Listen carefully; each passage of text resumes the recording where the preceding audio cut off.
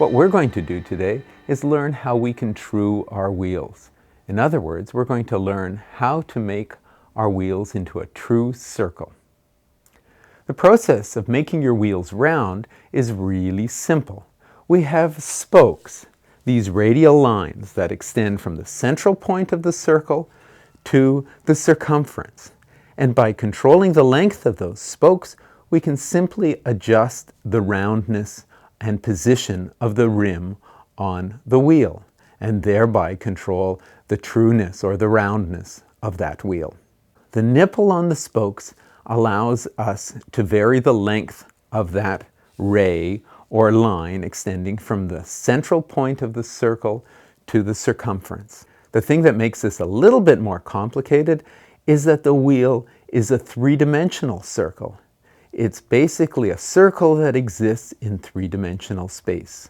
Radial trueness is controlled by adjusting up and down the position of the rim in terms of its distance from that central point on the axle, and lateral trueness is controlled by lateral movements. The rim is either pulling to the right or pulling to the left. There are only two kinds of spokes. There are spokes that anchor on this side, and there are spokes that anchor on this side. Spokes that anchor on this side pull the rim in this direction. Spokes that anchor on this side pull the rim in this direction.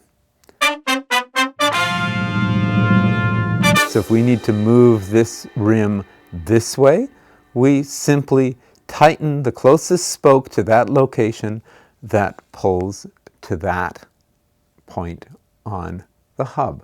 So the way we start this process is by giving the wheel a very slow spin and close the caliper arms on the gauge over here until we start to get the calipers rubbing on the biggest wobble on the wheel. And here we go. We hear a hit right there, and we stop it on the next rotation as we pass by that wobble. Okay, that's the biggest wobble. And that biggest wobble is pulling the rim in this direction because it's hitting on that caliper arm. What I need to do is tighten a spoke that's pulling the rim in this direction. In other words, a spoke that's anchored on this side of the hub. Okay, so let's find that spoke. So it's in this vicinity. This is the area that's rubbing from these three spokes. Okay. So what I'm going to do, first of all, is look for the loosest spoke on this side. And if you're musical, you can hear the difference in pitch between these two spokes. This one is looser. It's producing a lower note.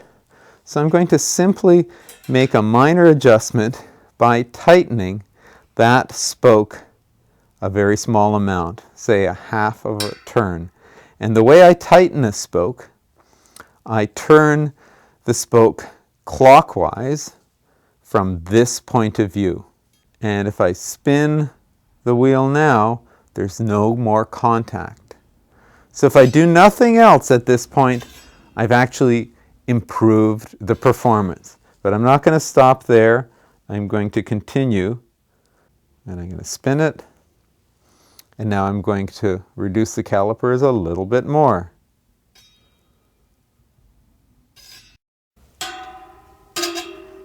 And it's this spoke, and I'm going to turn it clockwise.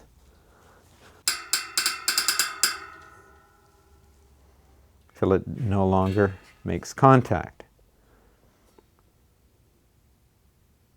And again, it's improved from where it was before. I'm going to tighten up the gap again till I get another contact point. And that's where the contact point is. And check these spokes. And it's this one right here. And I'm going to tighten it up. And it's not hitting anymore. Give it a spin. And again, it's improved. Oh, and we're hitting something there. And what is it that we're hitting? It has a very different kind of sound, like a bell. We're actually hitting a single spot, and that spot is the weld on the rim, which is something that we can't change because that's an imperfection in the rim itself. As we tighten the calipers on the wheel, we're reducing our tolerance. And where you're willing to settle, in other words, how true or how round you're willing to allow your wheel to be, is up to you. For me, I'm quite happy if my wheels are true within less than 1/2 millimeter, as they are right here. Let's focus in on the radial trueness of the wheel. The radial trueness is the distance from the rim to the axle. Slowly bring the caliper arms in to the point at which it starts to rub on the spinning wheel, indicating the highest point. And there we go. We have our first contact point right there. So that's a high point in the rim. And it just happens to be in between these two spokes. Turn. And just slightly back it off to eliminate torsional stress. And tighten this one also one full revolution and back it off a touch to eliminate that stress. By doing that, on those two spokes, we have actually brought the rim closer to the axle. And you can see that it no longer rubs in that location. If one spoke pulls the wheel rim to one side, that same spoke, by loosening it, allows the other spokes to pull the rim in the opposite direction. So keep that in mind, and you can true by not just tightening spokes, but by loosening certain spokes. But remember, over a period of time, mechanical systems get loose. They don't tighten of their own accord.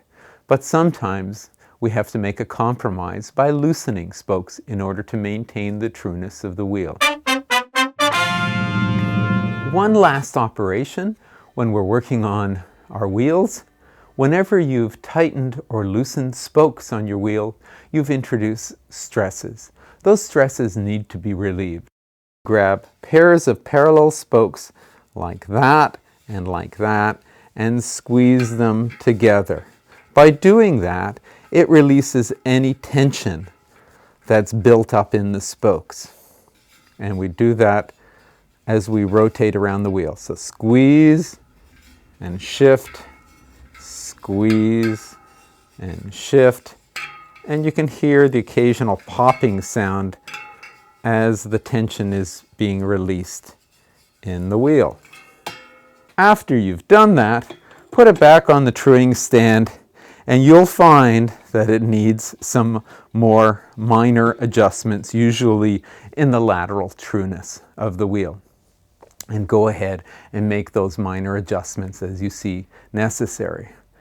By pre-stressing the wheel before you go out for a ride, it eliminates the need to re-true it a couple of days after you've been riding on it.